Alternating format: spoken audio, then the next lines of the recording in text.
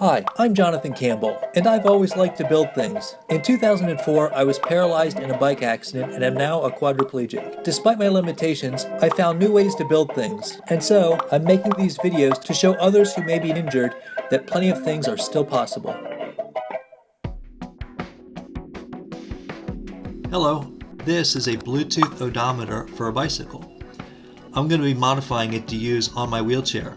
I've used this odometer in the past and it works great. The problem is that the battery dies after only about a week of use. The odometer is designed to fall asleep when it's not being used. On a bicycle, for example, it might be used only 3 hours a day. On my wheelchair, I'm moving all day long, and so it never has a chance to fall asleep. So I'm going to modify it by soldering some wires to the battery contacts and hooking it up to a rechargeable battery. So the first thing I need to do is figure out how to get it out of this box. So it looks like this is just designed to slide out.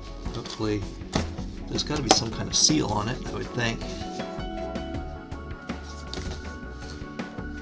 So, I'm just going to yank on it until it opens. I'm going to be much like I did with Christmas toys as a child. I'm going to be opening this up and immediately taking it apart. So I probably shouldn't care about keeping the box in one piece. I'm trying to do this where you'd be able to see it on camera. There we go. So I'm just using my palm to kind of force it out.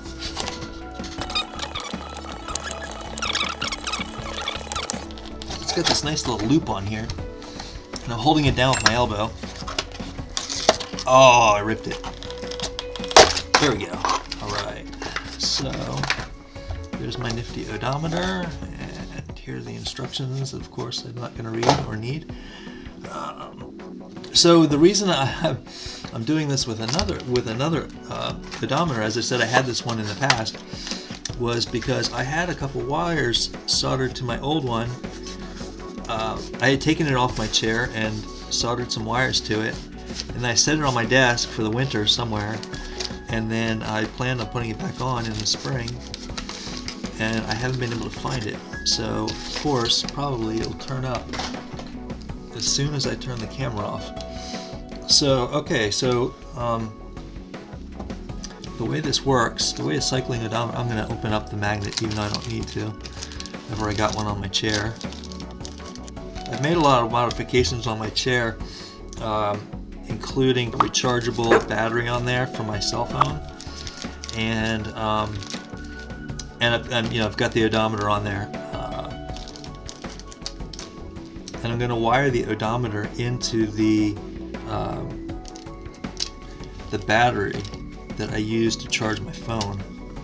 So I'm using the scissors here to cut this open, and unlike with, normally when I've discovered that when an able-bodied person uses scissors, their palm kind of closes the blades together, so it cuts easily. But when you do it like I was just doing it, what happens is the blades aren't tightly together, and sometimes they won't cut through things like this kind of plastic. But it seems like I've got through this all right. So it's got a magnet, and the way almost all cycling odometers work is they have a magnet that you hook onto one of your spokes, and as the wheel turns, the magnet will trigger the sensor. So the first thing I'm going to do is make sure that this thing works the way it's supposed to work before I take it apart. So I'm going to get out the app. Forget sensor. There we go. Add new sensor. There we go. So we know it works. So if it doesn't work after what I do to it, it means I've broken it. So, okay, so first thing I'm going to do is take the battery out of it, and that's just a regular flathead screwdriver. So I'm gonna see, I've got this rubber mat. If you've been through rehab, you know what these are. This is made of Dicem. It's like a kind of sticky rubber. So I'm gonna just see if I can get this battery out just by pressing down on here. Oh, we should, there we go. Yeah, I can get enough friction going to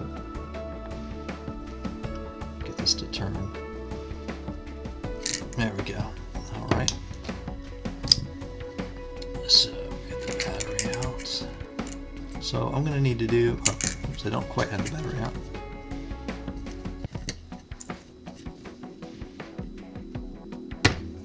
I'm just trying to avoid prying it out with a screwdriver. I guess I'll have to.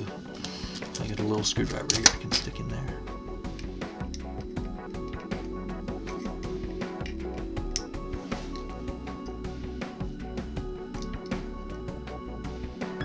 And as I've mentioned in my other videos,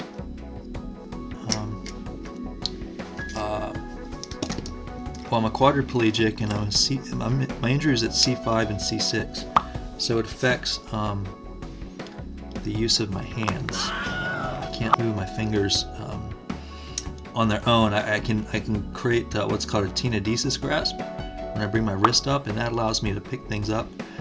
For example, this battery, if I can get under it. So you can see I don't have a really tight grip on things that are slippery, but that's how I pick things up. So here we go. This is the inside of our my odometer. So what I'm going to need to do is hook a wire to the center contact, and then on these batteries, the other negative contact is the outer ring, and that's going to be the tricky one, because on here there's like I think you can see that shiny thing on the edge there is going to be what I hook the wire to. The other thing I need to do, it looks like it's got this little sticker in here that I probably need to get rid of, or else I'm probably gonna melt it. So I'm gonna take my screwdriver here. Let's try to get under it. Oh, good. It's coming right up.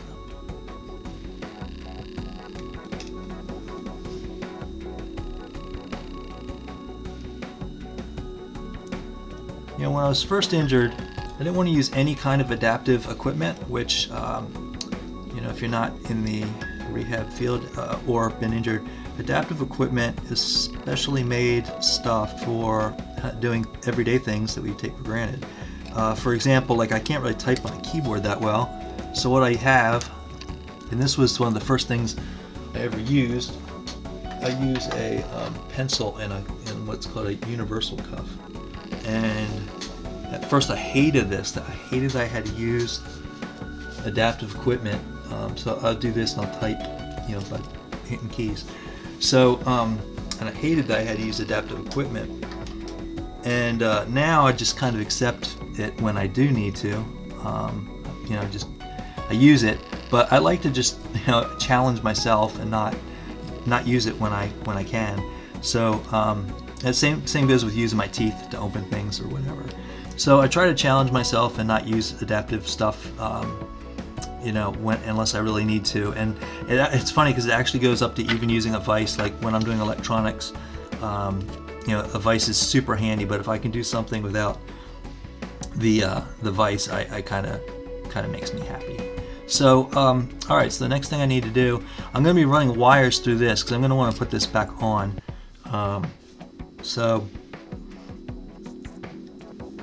So what I need to do then is I'm going to have to drill a hole through this, and I don't have a drill, so don't worry, I have a Dremel, but I'm going to need to put a drill bit on my Dremel in order to drill a little hole in there. So that requires me to take my drill bit off of the Dremel. So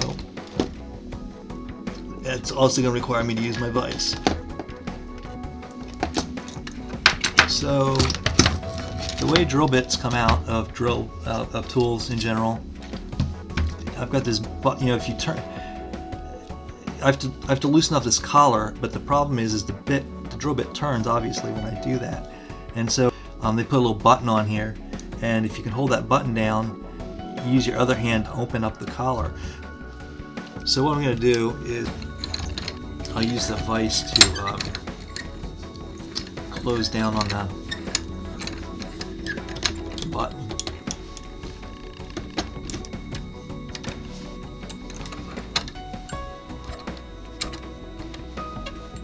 Oops, let's turn.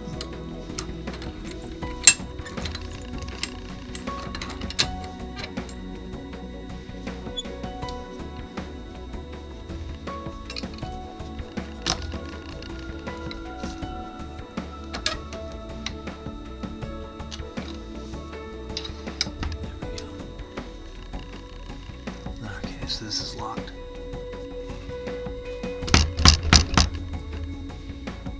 There we go. So I've got the collar loose. There we go. Alright. Okay, I'm gonna set that there. Well, we'll probably lose it as soon as I finish. Alright, so I got my drill bits here, and this thing, like, I hardly ever get drill bits out. Like I said, I don't own a drill, so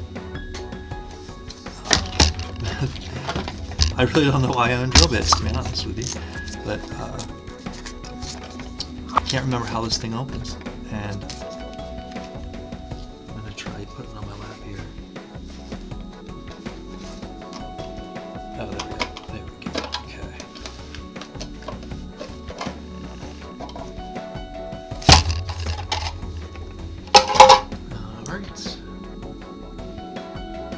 Alright, so now, the question is, what size bit do I need?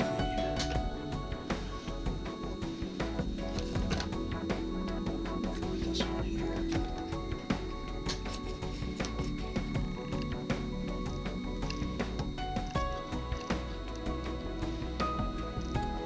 Oh, I might have to use a smaller one.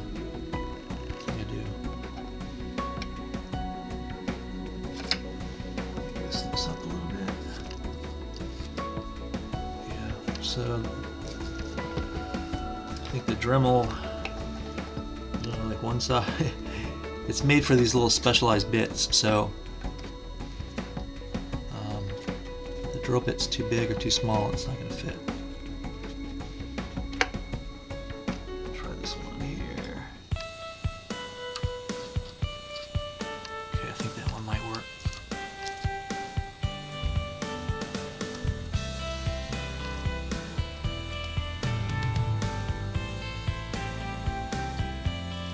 Alright, so I've got that in there. So the next thing I need to do is I need to figure out how I'm going to secure the cap I'm going to be drilling the hole through. I could put it back on here and just drill it that way, but I don't feel good about doing that.